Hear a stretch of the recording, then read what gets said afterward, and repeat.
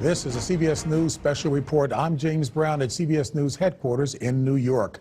President Trump is paying a surprise visit to U.S. troops in Iraq. The President and First Lady, Melania Trump, arrived a short time ago at Al-Assad Air Base outside the capital city, Baghdad. This is Mr. Trump's first visit to Iraq and his first visit to a combat zone since becoming commander-in-chief. The U.S. currently has about 5,200 troops inside Iraq. They're helping Iraqi forces consolidate gains against the terror group ISIS. The president's trip comes about a week after his abrupt announcement to withdraw all 2,000 U.S. troops from Syria and potentially about half of the 14,000 in Afghanistan.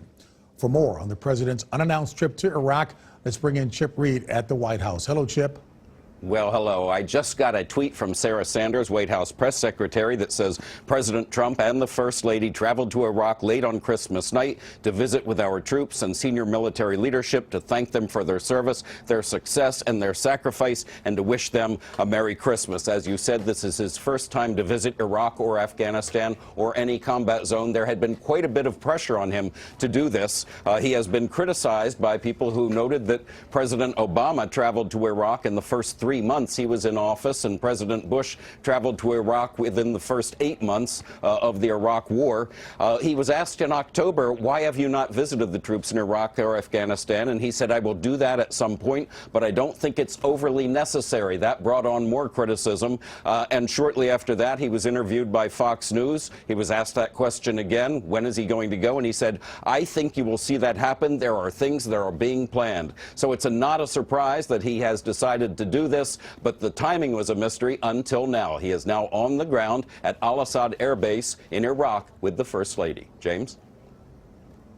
All right, Chip, thank you so very much. And folks, we now turn to David Martin at the Pentagon. David? Well, Iraq, of course, is the place where the commanders of the operation in Syria are located, and the president has decided to pull 2,000 troops, all 2,000 troops, out of Syria. So I expect one of the things that will happen while he is in Iraq is that he will get a briefing from the local commanders on the plans for a withdrawal. He originally said this would be a complete and immediate withdrawal. Now he has changed that to it will be a slow and deliberate withdrawal. And I think that probably more accurately reflects the conditions on the ground, because as recently as over Christmas, there has been some pretty intense fighting against ISIS and by U.S.-backed forces in Syria. And in addition to the threat of ISIS to their front, these U.S.-backed fighters are also facing the threat of a cross-border operation by the Turkish military. So this is a very uncertain time for the troops in Syria. Now, whether or not the president would also withdraw some troops from Iraq, all we know about that is that he has expressed to Iraq's prime minister that he does not want to keep troops there and spending U.S. taxpayer dollars in pursuit of ISIS indefinitely.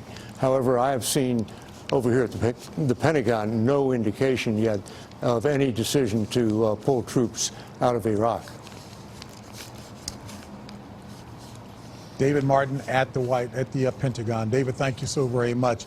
We're going to check back in now. We understand that the president is speaking. Let's check back at the White House with Chip Reid. Well, James, I understand people are telling me that the president is speaking, and he, moments ago, I don't have the exact wording, but said or suggested that he has no immediate plans to remove those troops from Iraq. As David mentioned earlier, or you may have mentioned, there are about 5,200 of them in Iraq now. You know, a lot of people think that Barack Obama pulled all the troops out of Iraq. Not so. There's still about 5,000 or 5,200 there. And just for context, let me remind people that the president said in September that he thought the biggest single mistake ever made in the history of our country was George W. Bush's decision to send troops into Iraq, to that initial invasion in 2003. So it is not a war that he favors, but with the troops right now, apparently he's telling them he has no immediate plans to pull them out. James?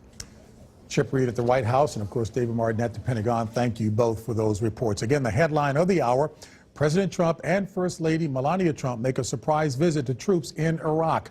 The president says he has no plans at all to remove U.S. troops from the country. There will be more coverage of the president's trip on your local news on this CBS station, on our 24-hour streaming news service, CBSN, at cbsnews.com, and tonight on the CBS Evening News. For now, I'm James Brown, CBS News, New York. For new